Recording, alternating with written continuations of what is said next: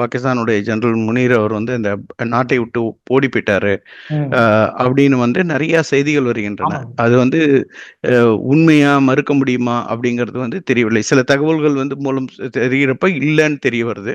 ம். ஆனால் சில தகவல்கள் மூலமாக தெரியும் பொழுது அவர் ஆக்டிவா இல்லைங்கிறது ரொம்ப கிளியரா தெரியுது. அவர் அங்க இருக்காரோ இல்லையோ. இப்ப நம்மளுடைய தளபதி வந்து எந்த இடத்துல இந்த நிகழ்வு நடந்தோ அந்த இடத்துக்கு போனாரு. ஸ்ரீநகர் போனாரு. அங்க இருக்கக்கூடிய ராணுவ தளபதிகளை இவர் வந்து அவர் மீட் பண்ணாரு. அங்க இருக்கக்கூடிய ஜவான்களை வந்து ராணுவ வீரர்களை வந்து மீட் பண்ணாரு. அவர்களுக்கு உத்வேகத்தை கொடுத்தாருங்க.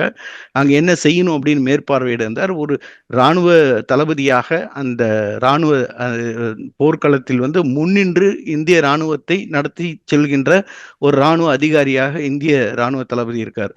அங்க பாகிஸ்தான்ல பாக்குறப்ப அவர் எந்த ஒரு ஃப்ரண்ட்ல இருக்கக்கூடிய ஒரு ஒரு இராணுவ வீரர்களை சந்தித்ததாகவோ, இல்ல இராணுவத்தினுடைய அந்த பார்டர் ஏரியாவுக்கு போய் விசிட் பண்ணதாகவோ, இல்ல மிகப்பெரிய ஒரு மீட்டிங் வச்சு அதை பத்தி அவர்களோடு உரையாடினதாகவோ எந்த ஒரு இதுவும் வந்து மீடியா சேனல்ஸ்ல வரல.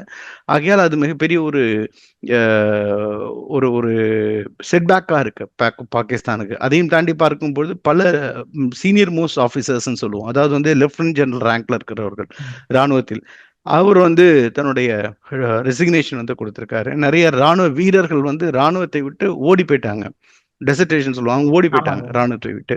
ஸோ அதெல்லாம் நிறைய விஷயம் நடந்திருக்கு. ஆகையால் அந்த பாகிஸ்தான் ராணுவத்தை பொறுத்தவரை அங்க வந்து ஒரு நிலையான ஒரு ஒரு ஒரு ராணுவம், ஒரு ஸ்ட்ராங்கான ஒரு ராணுவம், அது ஆப்ரேஷனல் ரெடினஸ்ன்னு சொல்லணும். போருக்கு தயாரான நிலையில் உள்ள ராணுவம் அப்படிங்கிறது இல்லை. ஒரு தலைச்சிறந்த ஒரு ராணுவ தளபதி, அதை வழிநடத்தி செல்லக்கூடிய ஒரு ராணுவ தளபதியும் அங்கு இல்லை அப்படின்னு பார்க்க முடிகின்றது.